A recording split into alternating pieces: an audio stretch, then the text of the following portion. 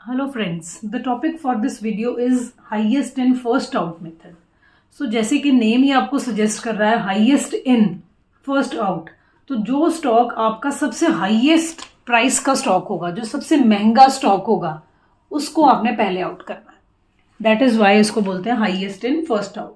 अब ये जो हमारा मेथड है, this is based on the assumption that stock should be valued at the lowest possible price. मतलब जो मेरे पास स्टॉक बचे, क्लोजिंग स्टॉक बचे, वो लोएस्ट प्राइस का होना चाहिए.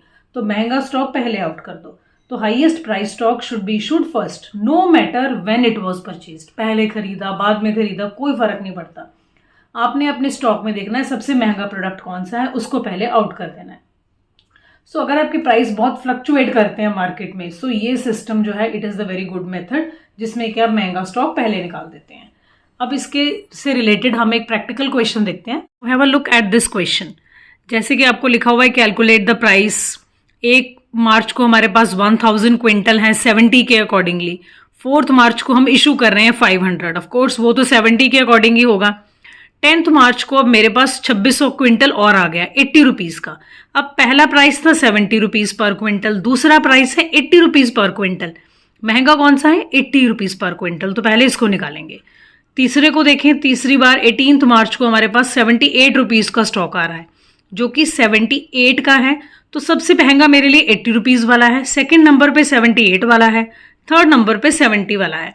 तो अगर मेरे पास कोई स्टॉक बचेगा वो 70 वाला बचेगा, क्योंकि मैंने पहले महंगा स्टॉक निकाल देना है.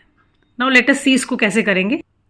अब इसमें मैंने बहुत सिंपल सा एक स्टोर लेजर बना लिया है. बस मुझे ये देखना है कि कौन से प्राइस के ऊपर मटेरियल इशू होगा और मेरे पास बचेगा कौन सा बैलेंस. क्वेश्चन देखकर मुझे पता है कि मेरे पास 70 रुपीज वाला स्टॉक बचने वाला है. अब क्वेश्चन में 1 मार्च को लिखा हुआ है. सबसे पहले आपके पास 1 मार्च को क्वांटिटी आई है 1000 यूनिट्स और रेट इज 70, तो ये आ गया 70,000. और फिर वो बता रहा है कि 4 मार्च को हमने अगर इशू करा है, तो अब मेरे पास 4 मार्च को तो सिर्फ एक ही तरह का स्टॉक है 70 रुपीज वाला, कोई महंगा सस्ता नहीं है. तो मैंने 500 यूनिट्स अगर इशू करने हैं वो 70 के अकॉर्डिंग ही जाएंगे और ये 35,000 ही आएगा. नेक्स्ट आपको गिवन है 10 मार्च. 10 मार्च को मैंने अब रिसिप्ट करा है 2600 यूनिट का और 80 रुपीज उनका प्राइस है. तो 2600 इंटू 80 कर लेते हैं, ये आ गया 2,08,000. अब देखो ये 500 गया है, तो इसमें से भी अभी 500 का मेरे पास बैलेंस पड़ा है. तो मुझे 70 और 80 दोनों में से कंपेयर करना है जब भी अब मुझे इशू करना है. तो क्वेश्चन कहता है कि अगला इशू आ रहा है 15 मार्च को. 15 मार्च को हमें 1000 यूनिट इशू करने हैं. तो अब 70 और 80 में से महंगा कौन सा है? ऑफ कोर्स 80 वाला. तो पहले आपने 80 वाले को निकाल देना है. सो ये बचा 80,000.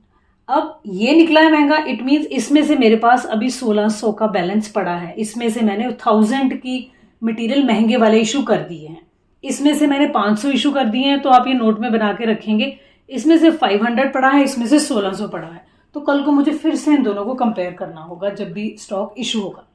नेक्स्ट आता है 18 मार्च को. 18 मार्च को हमें कुछ गुड्स जो है वो रिसीव हो रही हैं 1078 के अकॉर्डिंगली. तो ये आया 78,000. अब मेरे पास 3 तरह का स्टॉक पड़ा है, 70, 80 और 78 का.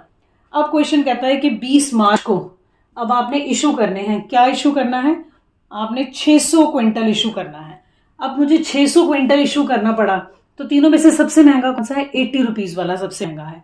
तो मैंने इसको 80 रुपीज वाले को 60 से मल्टीप्लाई करके इसको इशू कर दिया. Now I have to keep this thing in mind. इसमें 1600 पड़ा था, 600 फिर चला गया, अब इसमें 1000 पड़ा है. ये आप वर्किंग नोट की फॉर्म में अपने पास लिख के रखेंगे. सो अब क्वेश्चन कहता है 25 मार्च को फिर से एक इशू करो. कितने का?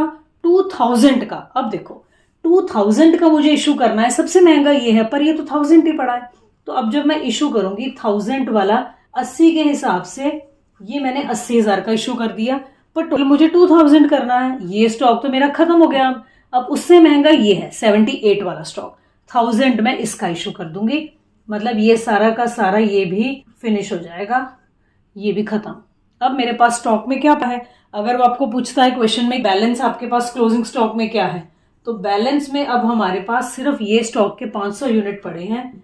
500 इंटू 70 टोटल 35,000 स्टॉक जो है वो मेरे पास बैलेंस में पड़ा है। So this is the method of highest in first out. महंगा स्टॉक पहले आउट हो, जो बच जाएगा that will be the cheapest stock with you.